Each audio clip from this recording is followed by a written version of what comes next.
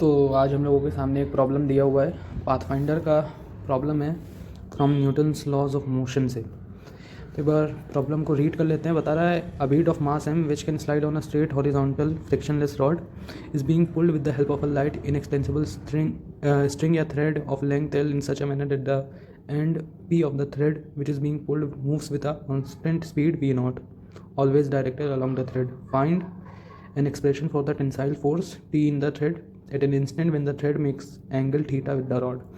तो बता रहा है कि हमारे पास एक रॉड है। मैं आपको फिगर बनाते बनाते बताता हूँ। बता रहा है कि एक रॉड है हम लोगों के पास जिस पे एक बीड है, सर्कुलर बीड। बता रहा है कि मोती जो बोलते हैं उसका कुछ मास है एम नॉट या कुछ भी मान लो, मास है एम, और उसको एक कांस्टेंट फोर्स या फिर वेलोसिटी से पुल करा जाता है पी पॉइंट पे।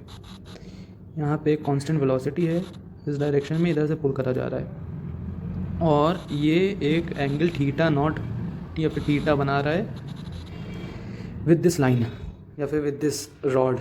ठीक है, थीटा नॉट मान लो, कुछ भी मान सकते हैं। फिर अब हम लोग इसको फर्दर सिंप्लीफाई करते हैं कि क्या क्या हम लोगों के फोर्स के कंपोनेंट्स लग रहे हैं इसके ऊपर, वो बताते हैं।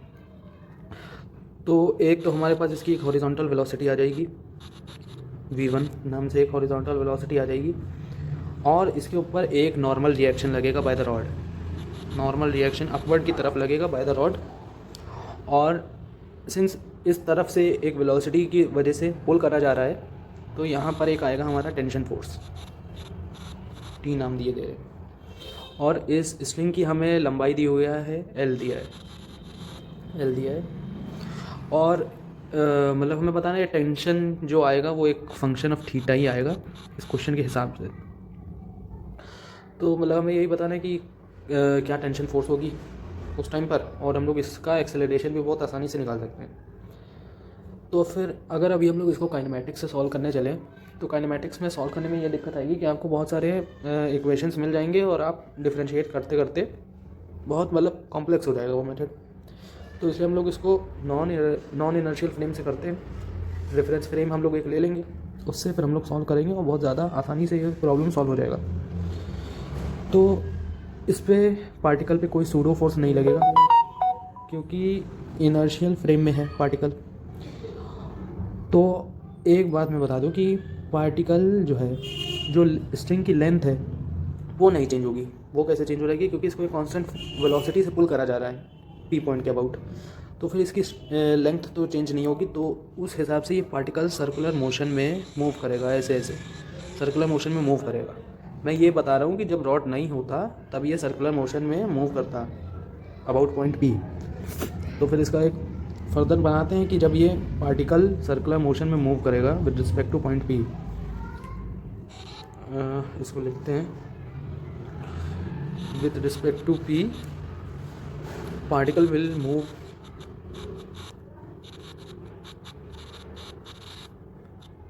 in a circle। ये बार फिर से अब उसका फिगर बनाते हैं और सारी फोर्सेस को फिर से सिंप्लीफाई करते हैं। ये हमारा रॉड है और इस पे हमारा ये बीड है, और इस पे अब हम लोग फोर्स दिखाते हैं। वो हम लोगों ने बताया था कि इस पॉइंट पी के अबाउट ऐसे सर्कुलर मोशन करेगा, और ये रहा हमारा पॉइंट पी। ठीक है, और ये यहाँ से थीटा नॉट एंगल बना रहा है, इसका मास एम नॉट है। यहाँ पे ये नॉर्मल बनाएगा जैसे पहले बना रहा था। यहाँ पर इसकी v1 वेलोसिटी है, और यहाँ पर इसका आ जाएगा एक हमारा टेंशन फोर्स अलोंग आएगा, और मास हमने इसका एम नॉट बता ही दिया है। तो पी के अबाउट सर्कुलर मोशन में बताने के लिए हम लोग पी पार्टिकल के अबाउट इसको रेस्ट पे मान लेते हैं। तो पी पॉइंट के अबाउट जो वेलोसिटी थी वी नॉट, या फिर जो कांस्टेंट वेलोसिटी से पुल करा जा रहा था, वो उल्टी करके इसमें ऐड कर देंगे अपोजिट डायरेक्शन वी नॉट। ये पार्टिकल की वेलोसिटी अपोजिट डायरेक्शन में आ गई। हमें मास भी हम लोग लिखे लेते हैं एम नॉट। और पहले वाली फिगर से जो मैंने बनाया था यहाँ पे, इससे हम लोग क्या क्या रिलेशन निकाल सकते हैं? इससे हम लोग रिलेशन निकाल सकते हैं कि जो टेंशन है और नॉर्मल है उनके बीच में रिलेशन निकाल सकते हैं। तो टेंशन का एक वर्टिकल कंपोनेंट लेते हैं, since this angle is theta naught, तो फिर यहाँ पर तो एक आएगा टी कॉस थीटा नॉट, और ये वर्टिकल के अलॉन्ग जो टेंशन का एक कंपोनेंट आएगा वो आएगा टी साइन थीटा नॉट, जो कि बैलेंस करेगा हमारे नॉर्मल को। नॉर्मल जो अपवर्ड है वर्टिकल डायरेक्शन में, ये दोनों फोर्स एक दूसरे को बैलेंस आउट करेंगी। और जो हमारा एक हम लोग बताते हैं कि स्ट्रिंग के अलॉन्ग वेलोसिटी हमेशा सेम होती है अगर उस स्ट्रिंग में टेंशन हो तो फिर हम लोग V1 cos थीटा नॉट और जो कांस्टेंट वेलोसिटी है V0, ये भी दोनों सेम होनी चाहिए। इसको हम लोग इक्वेशन 2 मान लेते, इसको इक्वेशन 1 मान लेते। आगे बाकी यहाँ पर सॉल्व करते हैं। अब हमें बताना है कि नेट फोर्स टुवर्ड्स P कितना रहेगा।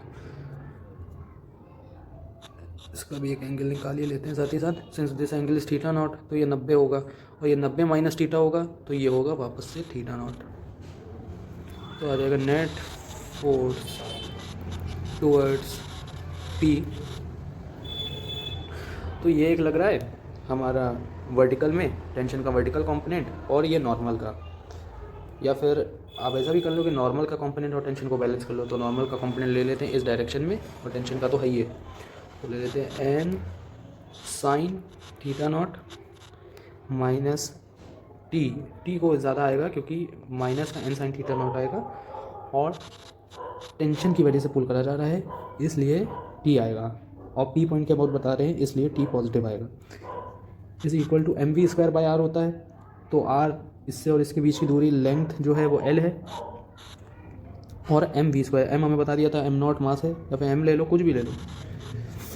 V1 स्क्वायर हो जाएगा हमारा V साइन थीटा नॉट का। देख लो मैंने स्ट्रिंग के अलॉन्ग वेलोसिटी ली है, स्ट्रिंग के परपेंडिकुलर वाली वेलोसिटी ली है, अलॉन्ग वाली नहीं ली है क्योंकि अलॉन्ग के लिए तो हमने पहले ली थी। स्ट्रिंग के परपेंडिकुलर वाली वेलोसिटी ले रहे हैं जिसकी वजह से ये सर्कुलर मोशन करेगा, तो हम लोग वही वाली वेलोसिटी लिया इसका स्क्वायर। अब हो रहा है हमारा, अब हम लोग n को लिख सकते हैं, हमने ऊपर निकाला था टी साइन थीटा, तो n की वैल्यू यहाँ पे वही पुट कर दो, हो जाएगा T minus T sine square theta naught is equal to M V1 square sine square theta naught by L. T common ले लो, टी यहाँ से कॉमन लोगे, यहाँ पे आएगा 1 minus sign square theta not. 1 minus sign square theta not को हम लोग क्या लिख सकते हैं, कॉस स्क्वायर थीटा नॉट। ठीक है, कॉस स्क्वायर थीटा नॉट को नीचे भेज दो, M V1 square sine square theta naught by cos square theta naught, हम लोगों ने पढ़ा है वो होता है tan स्क्वायर थीटा नॉट, जाएगा tan square theta naught by L. और जो V1 का हमने रिलेशन निकाला था उसको वापस से बोल्ड कर दो। V1 का जो है हम लोगों ने यहाँ पे से निकाला था V1 V0 बाय V1 की क्या वैल्यू आएगी, V0 बाई कॉस थीटा आएगी, वही चीज़ हमें लिखनी है, M V0 square tan square theta upon L cos square theta not.